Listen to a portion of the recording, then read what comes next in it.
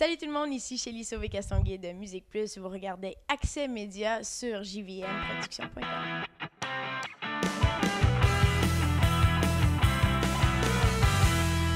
J'ai eu une entrevue plutôt intime avec Shelly. Voici donc ce que ça donne. Tu es arrivé à Musique Plus depuis 2002. Qu'est-ce qui a changé à la station depuis ton arrivée? Oh wow! Beaucoup de choses. Je pourrais dire des bureaux qui étaient à l'époque en bas dans les studios où on pouvait faire des animations de VJ avec d'autres VJ derrière nous, d'autres personnes qui travaillaient au sein de l'équipe de Musique Plus derrière nous qui nous faisaient tout le temps des conneries. C'est passé de ça à maintenant nos bureaux sont en haut, au 3e étage. On n'a plus vraiment de musique avec les télévisions, quoi que ce soit. On baignait définitivement beaucoup plus dans le monde de la musique quand j'ai commencé en 2002. Ça a énormément changé, mais je pense que c'était presque obligatoire pour aller avec les temps qui courent, parce qu'il faut dire que quand c'est des télévisions spécialisées comme nous en musique, je veux pas avec les YouTube, avec tout ce qui se passe avec Internet, c'est difficile de continuer à avoir des téléspectateurs. Donc, il a fallu faire des modifications. C'est pour ça que je sais qu'il y a plusieurs personnes qui se plaignent qu'on a de plus en plus de télé-réalité sur les ondes de Musique Plus, puis ça, mais c'est presque nécessaire parce que c'est ça qui vient chercher les codes d'écoute plus que les vidéos. Tu as rencontré plusieurs groupes musicaux, par exemple Black Eyed Peas et j'en passe. Lequel t'a le plus marqué? Oh boy! Ça, c'est difficile parce que je vais te dire franchement que c'est un phénomène, les artistes, puis ça m'a jamais vraiment... ça m'a jamais intimidé. Les gens, ils disent tout le temps, t'étais-tu nerveuse? Ça m'énerve pas vraiment parce que je me dis que c'est des gens qui se lèvent le matin qui font pipi caca. Chaque fois que j'étais un peu nerveuse, je me disais, ouais, je les imaginais sur la toilette. Donc, pour moi, alors, puis sérieux, la plupart des gens sont tellement gentils. Je te dirais que c'est peut-être les artistes qui ont... Jessica Simpson m'a surprise parce qu'elle était pas super sympathique.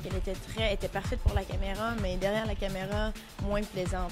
Donc c'est ceux-là surtout qui m'ont surpris parce qu'en général, les gens sont tellement gentils, ils ont tellement de choses à dire, puis tu réalises vraiment à quel point c'est des personnes, monsieur, madame, tout le monde. Comme Britney, tu vois. J'ai beaucoup appris en fait de pas préjuger, de pas avoir de préjugés. C'est facile de juger les gens par rapport à ce qu'ils font, mais quand tu les rencontres d'une personne, avoir une conversation normale, tu réalises à quel point c'est des gens qui en font. C'est des personnes normales, mais dans des conditions anormales. Ça change beaucoup, ça.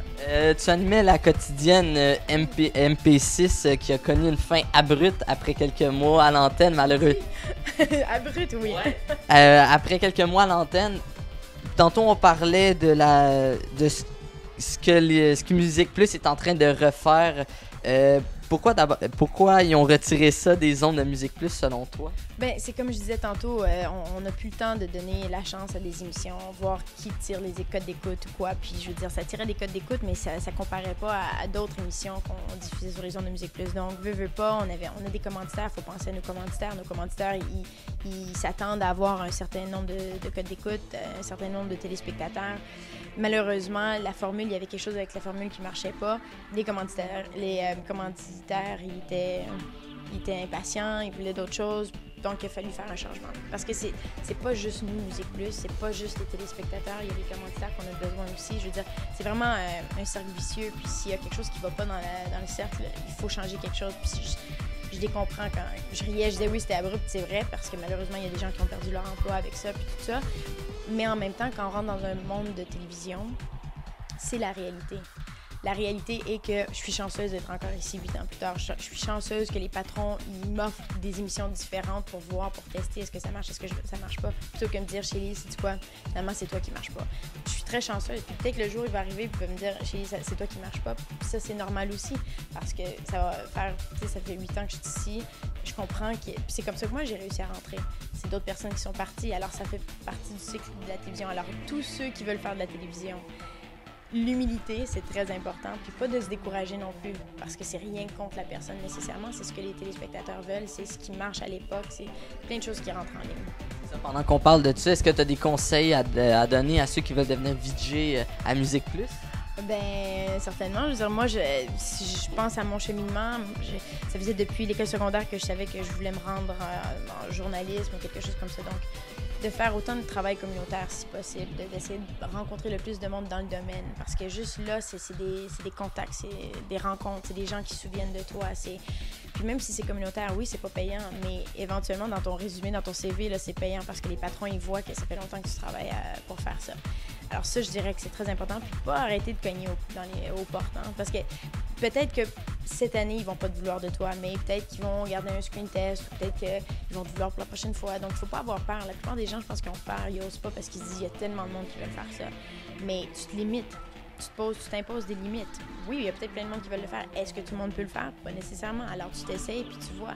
Mais s'imposer des limites, là, j'en ai tellement côtoyé des gens qui... Parce que là, on a un vigier recherché qui s'en vient. J'en ai croisé des jeunes filles, des jeunes hommes qui voulaient savoir comment faire pour participer au concours. Puis c'est comme, ah oui, mais tu sais, j'ose pas. Puis là, je disais, ben, juste là, c'est l'erreur. Juste là, si t'oses pas, peut-être que t'es pas fait pour le métier. Parce que en tant que journaliste, le nombre de fois qu'il faut que tu te débrouilles, il faut que tu appelles les relationnistes de presse, il faut que tu appelles les reps, les représentants de maisons de disques, il faut que tu te débrouilles, tu n'as pas le choix. Alors, c'est pas une question de est-ce que je vais avoir l'air folle, je m'en fiche. Il faut que je me rende. Moi, j'avais un objectif, j'avais un but, j'ai envoyé des CV à TQS, TVA, je modifiais mon CV. Faut pas se décourager.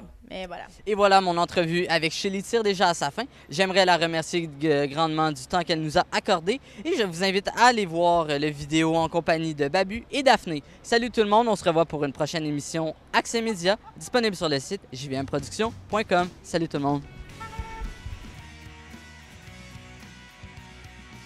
Travailler avec les chats, travailler avec les petits oiseaux, j'aurais bien aimé ça. C'est un petit peu kitsch, là. Mais j'aime ça. Les animaux, ça me fait vraiment capoter.